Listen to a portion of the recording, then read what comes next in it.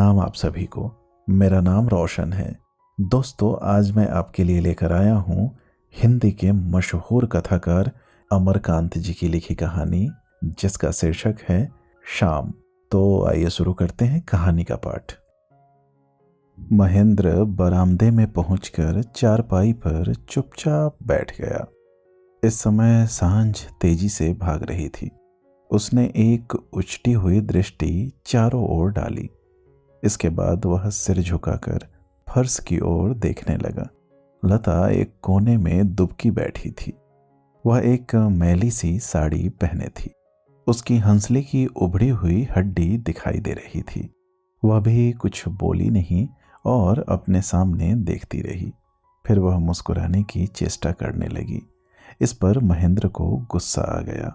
गुलाटी साहब की बीबी आई थी। लता ने जैसे कोई शुभ सूचना दी हो। वह तुच्छतापूर्वक हंसने लगी। महेंद्र ने न उसकी ओर देखा और न कुछ बोला ही। वह बुला गई है। मैं तो कल उनके यहाँ जाऊंगी और कहूंगी, जीजी चाय पिलाइए। तुम यही किया करो। महेंद्र ने उसकी ओर तेज दृष्टि से देखा। लता की हंसी में एक खोंचा सा लगा। क्या अब गली गली जाकर चाय मांगो? वह सहसा गंभीर हो गई, जैसे धूप की अंतिम किरण गायब हो गई हो। उसका चेहरा तलवार की तरह तन गया। जब घर में चाय न मिलती हो तो बाहर मांगूंगी ही। तुम्हें शर्म लिहाज तो है नहीं? आप दफ्तर से आकर खौखियाने क्यों लगते हैं? मामूली सी बात पर पारा गर्म हो जाता है। आपको चाय नाश्ता नहीं दे पाती, इसमें मेरा दोष ही क्या है? बस तुम्हें तो यही आता है। आप भी तो अपने दोस्तों के यहाँ जाकर चाय पिलाने को कहते हैं। तुम झूठ बोलती हो। मैं यह सब नहीं करता। जरूर करते हैं। उनकी आंखें बिजलियों की तरह टकराई। तुम सबको जिज्जी क्यों कहती हो? तो क्या हो गया? आपको क्यों तीता लगता है? तीता लगने की बात है? एकदम नहीं है। खुद अपनी उम्र तो देखती नहीं। तो क्या हुआ, जिज्जी कह दिया तो? कोई अपराध जुल्म तो नहीं कर दिया? तुम्हें ऐसा नहीं करना चाहिए। तो क्या करना चाहिए? बहन जी कहो। बहन जी और जिज्जी में क्या फर्क है? बिल्कुल है। जिज्जी का मतलब है कि तुम उससे अपने को कमसिन मानती हो, उसको अपने से बड़ी हैसियत देती हो। यह हीनता नहीं तो क्या है? अम्मा जी भी तो कई बार अपने से छोटी उम्र की औरतों को जीजी कहती है। इतना सफेद झूठ न बोलो। महेंद्र का मुंह विकृत हो गया। मैंने खुद अपने कानों से सुना है। तुम अम्मा से अपना मुकाबला करना चाहती हो। तुम उनके चरणों की धूल के बराबर भी नहीं। मैंने जो सुना वह कह दिया। आपको बुरा तो लगेगा ही। तुम्हारे माँ बाप ने तुम्हें यही सिखाया है? मेरे माँ बाप की तरह कोई बन जाए तो देवता हो जाए, और तुम्हारी तरह हो जाए तो देवी। देवी मैं थी कभी। हाँ, यहाँ आकर मुझ में कुछ खराबियां आ गई। साथ संगत का असर तो पड़ता ही है। अरे जाओ, भाग्य मनाओ कि इस घर में आ गई। हाँ, स्वर्ग से नरक में आ गई। आते ही खाना बनाना पड़ता। बाप रे, पूरी बारात खाती थी। खूब खाना बनाती थी। छोटे छोटे बच्चों का गोमूत्र करना पड़ता था। रात में सबके शरीर में तेल लगाओ, हथिनियों की तरह शरीर। खाना पीना भी ढंग का नहीं। मेरे सोने जैसी देह मिट्टी में मिल गई। बाप के यहाँ तो तुम दूध घी से नहाती थी। नहाती ही थी। बाबूजी कभी मेवा लाते और कभी सेब संतरे। अखरोट किशमिश चने की तरह फांकती थी। दाल में 1-1.5 छटांक घी करकरा कर डाल दिया जाता था। यहाँ आने पर सब कुछ छूट गया। यहाँ तो कभी दाल है तो सब्जी नहीं, और सब्जी है तो दाल नदारत। काली जी की कसम खाकर कह सकती हो? मैं कसम क्यों खाऊं? कसम खाएं वे जिन्होंने दूसरे की आत्मा दुखाई हो। नरक में जाओ कि नरक में? नरक तो यही भुगत रही हूं। एहसान को घोल कर इस तरह न पियो। लता की आंखें लपटों की तरह लहक उठी। एहसान? हाँ, एहसान। मुझ पर एहसान किसी ने नहीं किया है। तुम तो नमक हरामी की बात करोगी ही। हाँ, मैं आपका खाती हूँ, पर उसका पाई पाई चुका देती हूँ। उसके मुंह से फिचकूर छूटने लगा। तुम क्या चुकाओगी? दिन रात लौंडी मजूरिन की तरह काम जो करती हूँ। तो क्या तुम पटरानी बनकर रहना चाहती हो? वो मर्द दूसरे होते हैं जिनकी बीवियां पटरानियां बनती हैं। उसके काबिल भी तो होना चाहिए। मैं क्यों काबिल बनूंगी? दूर क्यों जाऊं? यहीं बगल के पड़ोसी हैं। वह अपनी बीवी का कितना ख्याल रखते हैं। वह न खास सुंदर है, न खास पढ़ी लिखी। उसके ट्रंक सामानों से भरे हैं। नई नई साड़ियाँ लाकर वे देते हैं, नए नए फैशन के सामान। जब उसके सिर में हल्का सा दर्द होता है तो वह बेचैन हो जाते हैं। रात रात भर उसके सिरहाने बैठकर उसके सिर में तेल डालते हैं। उसको फूल भी उठाने नहीं देते। जब मर्द ख्याल करता है तो सभी ख्याल करते हैं। कहा भी गया है, जैसा ताज वैसी शोभा। लता की जबान कैंची की तरह चल रही थी। वह सामने आंखें मटका मटका कर देख रही थी और हाथों को नचा रही थी। महेंद्र ने क्रोध से फुसफुसाई आवाज में कहा, तुम इतना लड़ती क्यों हो? मेरी जैसी बर्दाश्त करने वाली स्त्री तो चिराग ढूंढने पर भी नहीं मिलेगी। हमेशा चिल्ला चिल्ला कर बोलती हो, बच्चों को गालियां देती हो और मारती पीटती हो। तुम्हारा यश मोहल्ले भर में खूब फैला हुआ है। यह आप ही कहते हैं? मोहल्ले का कोई आकर जरा कह तो दे। एकदम जाहिल और बेवकूफ हो। चलिए, आपका हमारा अच्छा जोड़ा है। हमेशा उल्टी चाल चलती हो, ऊपर से रोती रहती हो। एकदम झूठी बात है। मैं तुम्हारी एक एक नस पहचानता हूँ।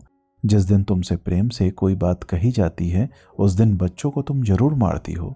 जब तुमसे यह कहा जाता है कि सर्दी जुकाम में बच्चों को ठीक से रखो तो तुम उनको जरूर ही ठंडे पानी से नहलाती हो। बुखार होने पर तुम जरूर ही उनको रोटी भात खाने को दोगी। जिस दिन तुम्हारी तबीयत खराब हो उस दिन तुम जरूर ही 4 बार घर में झाड़ू लगाओगी। उस दिन जरूर ही ढेर सारे कपड़े लेकर गुसलखाने में छटाई करोगी। खाना तो तुम समय से खा ही नहीं सकती। कभी 2 बजे, कभी 3 बजे। जिस समय सारी औरतें अपना अपना काम धाम निपटा कर सिलाई बुनाई करती है उस समय तुम्हारा खाना दाना चलता है। दवा लाने पर तुम एक आध पुड़िया खाकर शेष किसी कोने अंतरे में फेंक देती हो। डॉक्टर अगर मिर्चा खाने को मना करेगा तो तुम जरूर अदबदा कर मिर्चे की कलौंजी खाओगी। ऊपर से कहोगी, इसमें मिर्चा कहाँ है? वह तो सब जल गया है। चलनी में जितने छेद हैं उतने तुम में दोष हैं। पर तुम हमेशा दूसरों पर धौंस जमाती रहती हो, हमेशा रोती रहती हो। इसी जहालत की वजह से यह तुम्हारा हाल है। ससुराल में आने पर 2-3 बजे खाना मिलता था, इसीलिए आदत पड़ गई है। तुमको जितना आराम मिलेगा उतना ही तुम अपना दुखड़ा रोओगी। वह तो मेरा दिल ही जानता है। क्या जानता है? बस मुझसे अधिक न खलवाइए। तुम किस मुंह से कहती हो? सच सच सुनना चाहते हो? तुम क्या सुनाओगी? आप में हिम्मत की कमी है। हिम्मत की? हाँ, मर्द में जैसी हिम्मत होती है वैसी हिम्मत नहीं है। ऐसा मेरे बारे में मेरे दुश्मन भी नहीं कह सकते। तुम किस खेत की मूली हो? महेंद्र गुर्राया। आप काम और परिश्रम से डरते हैं। आप पहले ही सोच लेते हैं कि आपको सफलता नहीं मिलेगी, इसीलिए आप कोई नया काम हाथ में नहीं लेते और न आप अपनी बुद्धि का इस्तेमाल करते हैं। आज का ज़माना मेहनत का है। जो मेहनत करेगा वह सुख भोगेगा।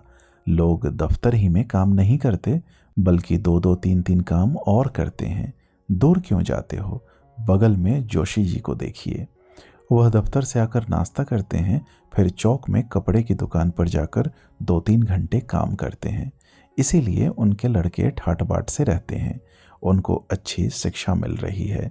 वे लोग भी ठाट बाट से रहते हैं। आप तो एक ही काम से इतना थक जाते हैं कि आगे की बात ही सोचना बंद कर देते हैं। तुम सीमा से आगे बढ़ रही हो, महेंद्र चिल्लाया। आप लापरवाह और घमंडी भी हैं। आपको इससे कोई मतलब नहीं कि आपके बाल बच्चे किस तरह रहते हैं।